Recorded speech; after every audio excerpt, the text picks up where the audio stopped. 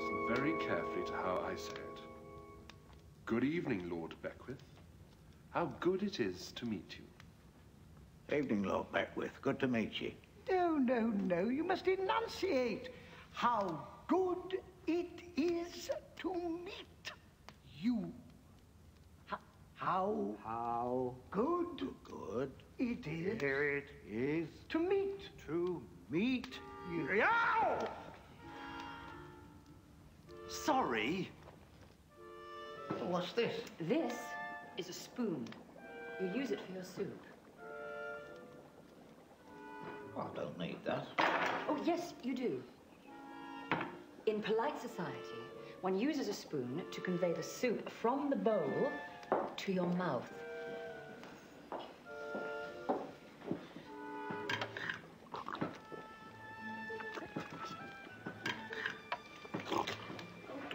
Oh, and this is a laver. A laver? Oh, no! It's a bit thin, if I may say so, my lady. I'm not surprised. This is what you use to wash your hands when you get them dirty. Oh. And your face. Wash my... Now, a nobleman is never comfortable without his sword. Conversely, he is most comfortable when he has it with him. It is a part of him, an extension of his being par excellence. It is the most natural thing in the world for him to rest his hand on the hilt while standing and talking, and it makes it easier for him when sitting down. Any questions? What's a pair of extra lances? Par excellence. Why don't you just try it?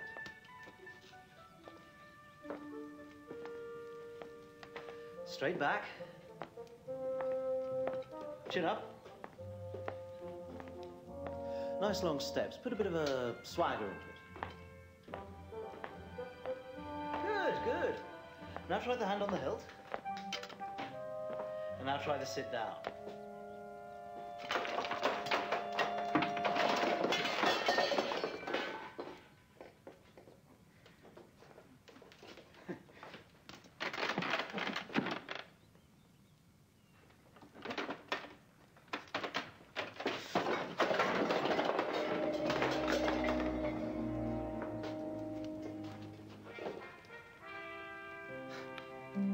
Perhaps we should just say you prefer the crossbow. You need to know the genealogy of important people like Lord Beckwith, or else you might accidentally offend him by maligning one of his ancestors. But I can't even read. That's where I may be of help. Now, this is where it becomes truly interesting. In 973, Dagobert the Proud married Oswalda of Pest, the youngest daughter of Roderick of Ruffield. They, in turn, had a son named Egon, who married Katrina of Hesse, whose third husband, Ethelstan, was actually her first cousin, thrice removed. Do you understand? Not a word. Thomas, Friar, keep at it. One slip and our whole enterprise will be for naught. Yes, Father. So, continuing. Lord Beckwith is from the Canterbury Beckwiths, who are... Friar, please! Moss, you've got to remember all of this. Oh, sorry, Sir Armas, but all I can think about is my little hope. I mean, what have I done with her? I don't know what I'll do if I don't ever see her again.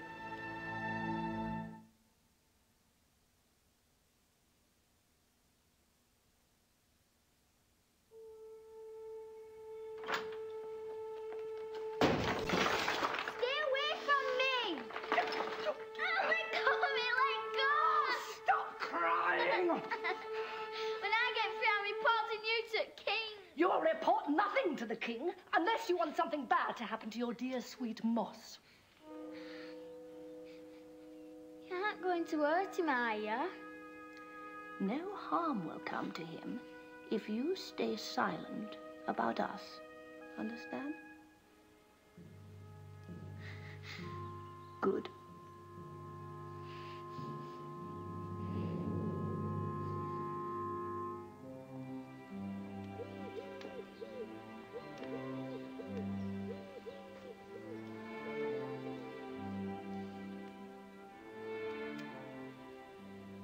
Are you thinking about the ceremony? Yes. It hasn't been taken away, Thomas. Only postponed.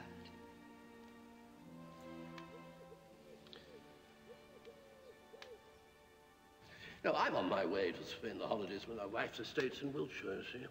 So it's no great detour. Lord Beckwith? Forgive me, time quite ran away.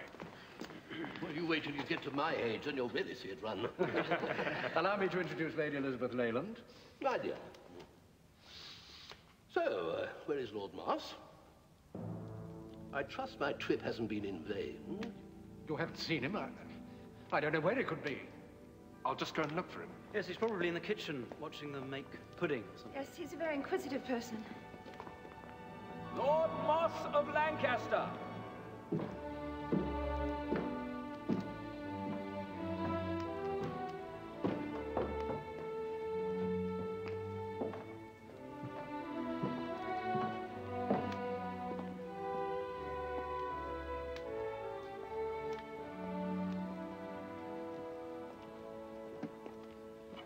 Lord Beckwith, may I introduce my good friend, Lord Moss? A pleasure, Lord Moss. Good evening, Lord Beckwith. How good it is to meet you. And are you? Yes, splendid. Well, shall we have a little supper? I know Lord Beckwith has many miles to go before he can rest tonight. Yes, very true, Sir Thomas. You know, Lord Moss, I believe that one of the truest windows into a man's soul is his hobbies. I'm very fond of falconry and collecting pearls. Fierce competition, see? Coloured with a gentle appreciation for beauty. What would you say your favourite hobby is?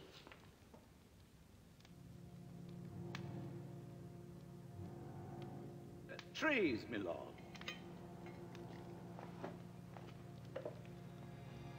Trees?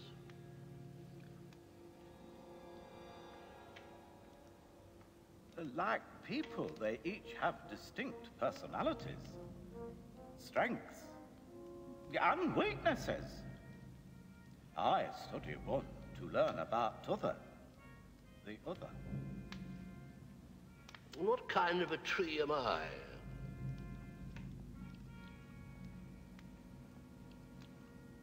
Good English oak, my lord. Solid as the country that bore you, and with limbs that stretch wide to encompass a diversity of interests. How would you like some wine, Lord Beckwith? Not at the moment, thank you, Lord Thomas. And my oakish weaknesses? Oh, there are many. What?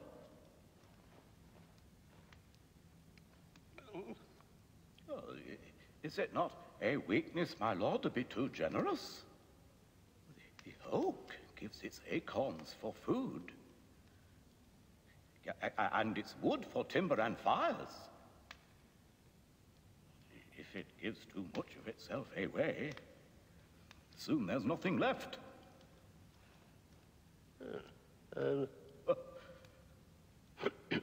How does all that apply to me? Cannot one be too helpful to others to the point where we may neglect ourselves? Such as...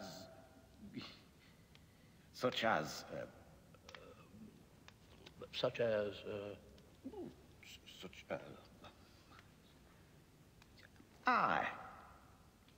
Such as when you risk your health in this foul weather for the sake of a young girl you don't even know.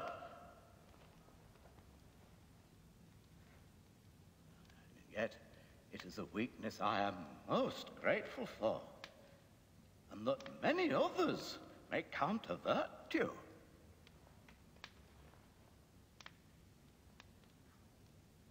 By God, sir, I like you. Wine, Lord Beckwith. Yes, thank you very much. Ah, lamb, how delightful. Unless, of course, you're a sheep. Yes. This is too much. Bad news? No, I'm overjoyed. Yes, of course it's bad news. It's from one of my spies at court. Lord Beckwith, the King's adjuster, has heard of your precious Lady Hope and has gone to Covington Cross to meet Sir Thomas and Lord Moss, who also claims a right to her custody. Moss is a woodcutter. Of course. We must make Beckwith aware of that. Come, we must ride at once. And bring the child. You can tell Beckwith personally there's no place she'd rather be than in your loving arms. Once he finds out, Hope will be yours. And perhaps I can cost Sir Thomas a garter. The peasant is happy to lay down his scythe, while a nobleman is never comfortable without his sword. On the contrary, he is most comfortable when he has it with him. It is part of him, an extension of his being pair of extra lances. I beg your pardon? I believe he meant par excellence. Oh, yes, quite. Par ex... How very apt, Lord Moss. I must remember that. Oh.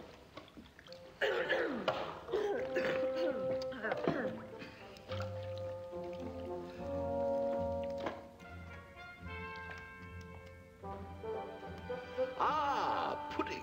Ah, good. My favorite part of the meal. Ooh, delicious. My lord. John Mullins. Oh. Remember what I said. I apologize for arriving uninvited, but we come with important news. It must be for you to come out in this weather. Yes.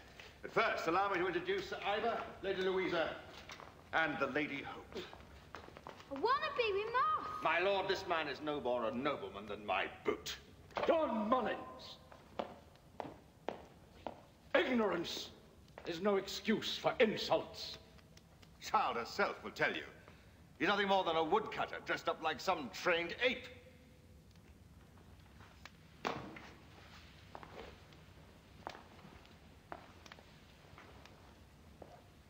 Is this true, my dear? He's the best woodcutter in the whole country, in the whole world. I do not like being made a fool, Sir Thomas. No one does. The king. My good Beckwith. Your Majesty. Thomas? Your Majesty. Cedric? I regret to report. Ah! My Lord Moss! How good it is to see you again! It's been far too long.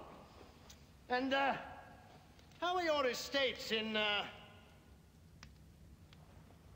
Lancaster. Yes, Lancaster. Fine, Your Majesty. Excellent.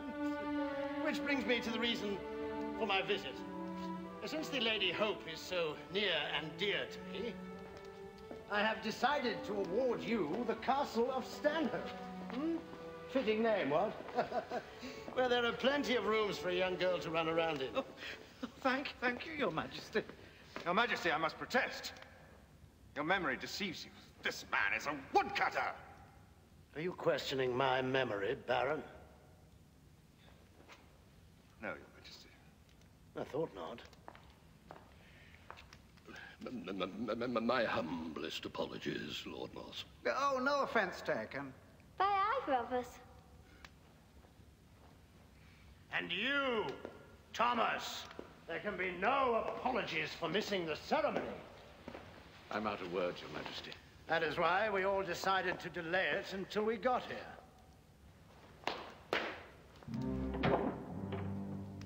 Your Majesty.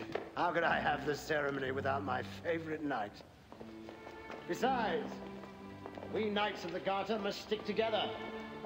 Be prepared to sacrifice ourselves for God, for king, for country, and for the welfare of all those who are oppressed and needy, be they low-born or high. Cedric told me everything. Merry Christmas, Thomas! Merry Christmas, Thomas. Merry Christmas. Merry Christmas. Merry Christmas! Look! A Merry Christmas, everybody. Merry Christmas! Merry Christmas! Merry Christmas, everybody. Merry Christmas.